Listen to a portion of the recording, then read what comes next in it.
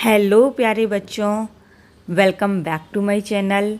आज है डे 7 और आज हम सीखने वाले हैं बहुत ही इंटरेस्टिंग सेंटेंसेस जो हमारी रेगुलर लाइफ में बहुत काम के होने वाले हैं।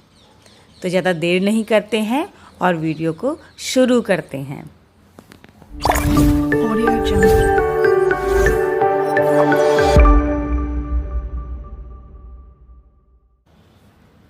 डे 1 से लेके डे 6 तक की वीडियोस आपने देख ली होंगी। आज है डे 7 और डे 7 का फर्स्ट सेंटेंस है I am ready. I am ready, मैं तैयार हूँ। मैं तैयार हूँ। आई के लिए मैं होता है, रेडी को हिंदी में बोलते हैं तैयार होना, और ये एक प्रेजेंट टेंस है, प्रेजेंट इंडेफिनिट टेंस है। आई एम रेडी, मैं तैयार हूँ। Next, are you coming. Are you coming, क्या तुम आ रहे हो। क्या तुम आ रहे हो। ये क्या जब स्टार्टिंग में आता है, तो हमने डे 6 की वीडियो में भी सीखा था कि जब ये क्या स्टार्टिंग में आता है तो जो हेल्पिंग वर्ब होती है वो आपका प्रश्नवाचक वर्ड बन जाता है। कैसे? क्या इस बीच में नहीं है, स्टार्टिंग में है। अगर बीच में होता ये क्या, तुम आ रहे हो, तुम क्या आ रहे हो, अगर ये बीच में होता तो क्या की लिए अलग वर्ड होता। लेकिन क्या अगर स्टार्टिंग में आया है, क्या तुम आ रहे हो, तो इसका जो वर्ड है वो इंग्लिश में अलग होगा। जैसे are you coming, are word जो है वो क्या के लिए दर्शाता है, यू मतलब तुम, और तुम के साथ जो हेल्पिंग वर्ब है, तुम तो एक सब्जेक्ट है, तुम के साथ जो हेल्पिंग वर्ब है आर होती है, यू आर। तो आर यहाँ पे क्वेश्चन वाचक शब्द वो बन गया है। तो आर यू कमिंग, क्या तुम आ रहे हो। और ये एक प्रेजेंट कंटिन्यूअस सेंटेंस है, रहा है, रही है, रहे हैं, प्रेजेंट कंटिन्यूअस टेंस में आते हैं। नेक्स्ट सेंटेंस है wait for me. Wait for me, मेरा इंतजार करो। मेरा इंतजार करो। मी, एम ई, मी यहाँ पे मेरा दर्शाता है। वेट मतलब इंतजार करना। वेट फॉर मी, मेरा इंतजार करो। नेक्स्ट सेंटेंस है लेट्स गो। लेट्स गो, चलो चलते हैं। चलो चलते हैं, लेट्स गो। नेक्स्ट सेंटेंस है sit here. Sit here, sit मतलब बैठना और हियर मतलब यहाँ, मतलब यहाँ बैठो, यहाँ बैठो। नेक्स्ट सेंटेंस है स्टैंड अप। स्टैंड अप, खड़े हो जाओ। स्टैंड का मीनिंग होता है खड़े होना, अप मतलब ऊपर, मतलब खड़े हो जाओ। स्टैंड अप, खड़े हो जाओ। लिसन टू मी, मेरी बात सुनो। लिसन मतलब सुनना और मी, एम ई मतलब मेरा, मेरी। तो लिसन टू मी, मेरी बात सुनो। लुक एट मी, मेरी तरफ देखो। लुक मतलब देखना, तो मेरी तरफ देखो के लिए है look at. At, look at me, मेरी तरफ देखो। नेक्स्ट है स्पीक स्लोली। स्पीक स्लोली, अब स्पीक का मतलब होता है बोलना, स्लोली मतलब धीमा, तो धीरे बोलो। धीरे बोलो, इंग्लिश में कैसे बोलेंगे इसे, स्पीक स्लोली। नेक्स्ट सेंटेंस है what are you doing. What are you doing, तुम क्या कर रहे हो। मैंने पहले भी बताया था सेंटेंस में कि जब क्या बीच में आ जाता है और क्या स्टार्टिंग में नहीं लिखा है तो वर्ड अलग यूज होता है। यहाँ पे क्या के लिए हमने यूज किया है व्हाट, WHAT, व्हाट, व्हाट। और तुम के लिए यू आता है कर रहे हो, कर रहे हो। प्रेजेंट कंटिन्यूअस टेंस है, करने के लिए इंग्लिश में वर्ड आता है डू। डू मीन्स करना, और चूंकि ये प्रेजेंट कंटिन्यूअस टेंस है तो डू के साथ हमको ING लगाना होगा। डू बन जाएगा आपका यहाँ पे डूइंग, डूइंग। तो सेंटेंस क्या बनेगा आपका, what are you doing. What are you doing, तुम क्या कर रहे हो? नेक्स्ट सेंटेंस समझ में आ गया ना आपको? नेक्स्ट सेंटेंस है आई एम वर्किंग, मैं काम कर रही हूँ। वर्क मतलब होता है काम करना। आई एम ईटिंग, मैं खा रही हूँ। खाने को इंग्लिश में बोलते हैं ईट। ईटिंग एक क्रिया है, ईट मतलब एक क्रिया है, खाना खाना। खाना को इंग्लिश में बोलते हैं फूड, लेकिन खाना खाने की क्रिया को बोलते हैं ईट। चूँकि ये प्रेजेंट कंटिन्यूअस टेंस है, इसलिए ईट यहाँ पे भी बन जाएगा ईटिंग। ईट यहाँ पे क्या बन जाएगा? ईटिंग। तो आई एम ईटिंग, मैं खाना खा रही हूँ। अब खाना तो नहीं है, अब फूड हो जाता। मैं खा रही हूँ मतलब आई एम ईटिंग, मैं खा रही हूँ। नेक्स्ट सेंटेंस है I am learning English. Learn मतलब होता है सीखना, इंग्लिश मतलब इंग्लिश का सब्जेक्ट। तो आई एम लर्निंग इंग्लिश। जब भी कोई चीज़ एक प्रोसेस में कंटिन्यूएशन में हो रही है, जैसे पढ़ाई हो रही है, खाना खाया जा रहा है, काम किया जा रहा है, ये एक क्रिया है, चल रही है, हो रही है, तो इसमें जब भी इंग्लिश के सेंटेंसेस बनेंगे ना, उसमें मेन वर्ब जो होती है उसमें आईएनजी लगा देते हैं। जैसे लर्न, मैं इंग्लिश सीख रही हूँ, आई एम लर्निंग। मैं खाना खा रही हूँ, आई एम ईटिंग। मैं काम कर रही हूँ, आई एम वर्किंग। तो ऐसे सेंटेंसेस इंग्लिश में बन जाते हैं और ऐसे ही हमें अपनी रेगुलर लाइफ में बोलना होता है। मैं काम कर रही हूँ, आई एम वर्किंग। मैं खाना खा रही हूँ, आई एम ईटिंग। मैं इंग्लिश सीख रही हूँ, I am learning English. Next sentence है I will call you. I will call you. Will यहाँ पे दर्शाता है कि यह एक फ्यूचर टेंस का वाक्य है या फ्यूचर टेंस का सेंटेंस है। आई विल कॉल यू, मैं तुम्हें कॉल करूँगी। गी, जब भी किसी वाक्य के अंत में हिंदी में गा है, गी है, गी, गा, गी, गे ये आता है, तो वो हमेशा फ्यूचर टेंस का सेंटेंस माना जाता है। I will call you, 15 number पे सेंटेंस लिखा है आई विल कॉल यू, मैं तुम्हें कॉल करूँगी। तुम मतलब तुम्हें, तुम्हें के लिए इंग्लिश होती है यू। तुम के लिए भी यू, तुम्हें के लिए भी यू। कॉल मतलब कॉल करना। आई विल कॉल यू, मैं तुम्हें कॉल करूँगी। नेक्स्ट है कॉल मी लेटर। लेटर मतलब होता है बाद में, बाद में। कॉल मी, मी मतलब मुझे, मुझे बाद में कॉल करना। कॉल मी लेटर, मुझे बाद में कॉल करना। नेक्स्ट सेंटेंस है I understand. I understand, understand का हिंदी मीनिंग होता है समझना, समझना। आई अंडरस्टैंड, मैं समझ गई, समझ गई, मैं समझ गई की इंग्लिश होती है आई अंडरस्टैंड। और नेक्स्ट सेंटेंस लिखा है मैं नहीं समझी। मैं नहीं समझी की इंग्लिश होती है आई डोंट अंडरस्टैंड। मैं समझ गई, आई अंडरस्टैंड। मैं नहीं समझी, आई डोंट अंडरस्टैंड। डोंट का मतलब होता है नो या नहीं, नहीं के लिए यूज होता है डोंट। I don't understand. ये एक प्रेजेंट इंडेफिनिट टेंस का नेगेटिव सेंटेंस है। प्रेजेंट इंडेफिनिट टेंस का पॉजिटिव सेंटेंस क्या हो गया? मैं समझ गई, आई अंडरस्टैंड। और नेगेटिव सेंटेंस क्या हो गया? मैं नहीं समझी, आई डोंट अंडरस्टैंड। ठीक है। नेक्स्ट सेंटेंस है रिपीट प्लीज।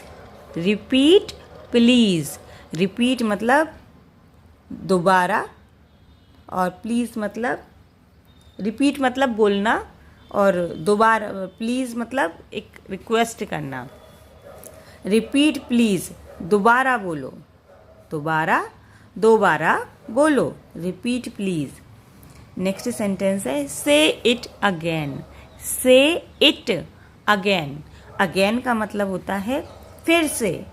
अगेन मतलब फिर से, और से मतलब बोलना, बोलना। से इट अगेन, ये बहुत अजीब से सेंटेंस है, इनको बहुत अच्छे से याद कर लो। देखो ये इंग्लिश में काफ़ी सारे अलग अलग तरह के रूल होते हैं, हमको उन्हीं को फॉलो करना होता है। अब जैसे दोबारा बोलो, उसके लिए इंग्लिश वर्ड उन्होंने दे दिया है रिपीट प्लीज़।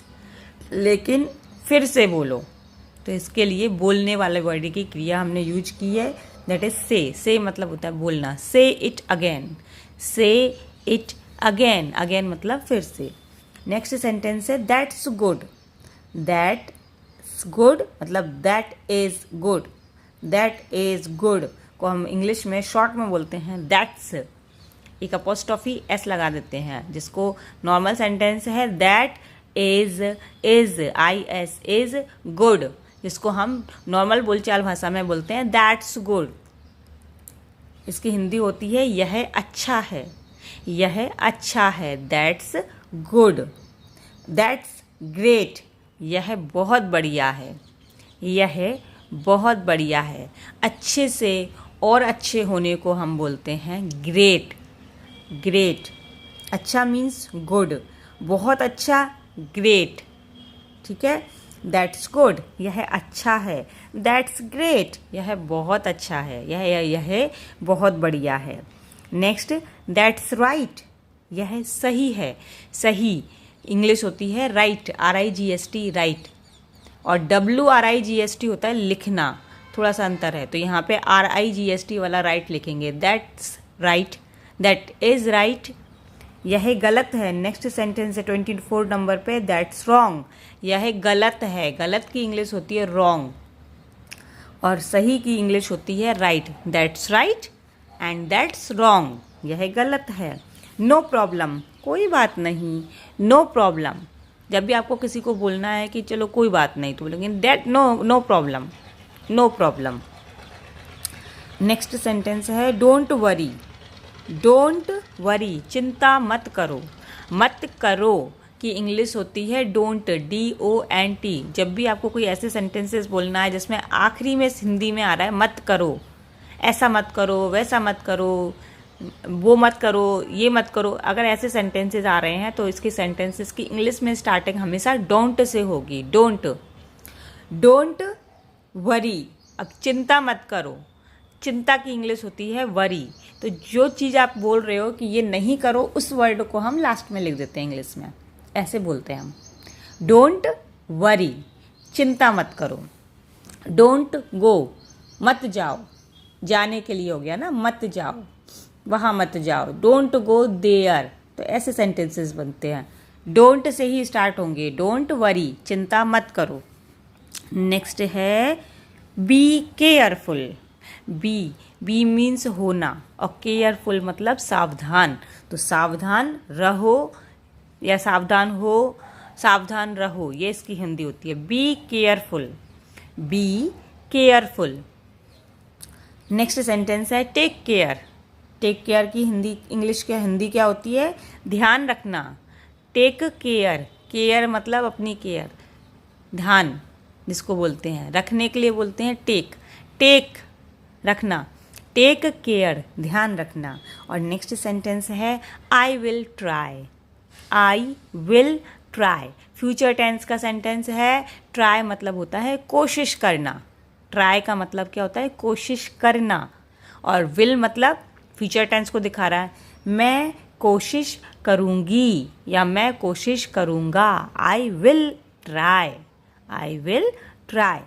और आज की वीडियो का आखिरी सेंटेंस है I can do it. I can do it, मैं कर सकती हूँ। कैन क्यों यूज किया हमने? क्योंकि वाक्य में लिखा है हिंदी में सकता है, सकती है, सकते हैं। अगर ऐसे वर्ड आते हैं तो हेल्पिंग वर्ब है यहाँ पे कैन। सकती हूँ, आई कैन, मैं सकती हूँ। मैं सकती हूँ क्या? डू इट, कर सकती हूँ, मैं कर सकती हूँ। आई कैन डू इट, मैं जा सकती हूँ, जाना। आई कैन गो, ऐसे वर्ड में हम ऐसे बनाते हैं। आई कैन, मैं सकती हूँ। आई कैन डू इट, मैं कर सकती हूँ, मैं कर सकती हूँ।